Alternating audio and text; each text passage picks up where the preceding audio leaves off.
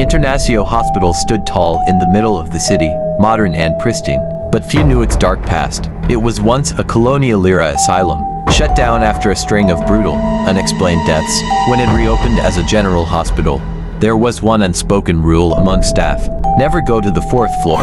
Officially, the building only had three. One stormy night, Mike, a newly hired security guard, was making his rounds when something caught his eye on the CCTV feed. An elevator door sliding open by itself, and the number 4 lit up. That button wasn't supposed to exist. Driven by curiosity and a strange sense of compulsion, he made his way to the elevator. Sure enough, the button labeled 4 was there now, right between 3 and G.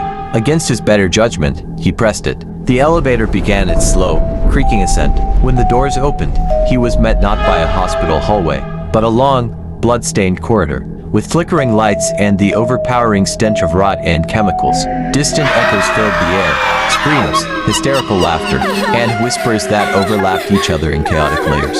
At the end of the hallway was an old surgical theater. Rusted equipment lay scattered, the walls were clawed and scratched, and the overhead lights swung back and forth with no wind. Before Mike could retreat, the elevator doors slammed shut behind him. He was trapped. Suddenly, the lights snapped on. Figures emerged from the shadows, patients in ancient, torn uniforms, their faces disfigured, hollow eyes, mouths crudely stitched shut. They surrounded him in silence. Then, a low voice rumbled from the darkness. "We're still waiting for our turn on the table."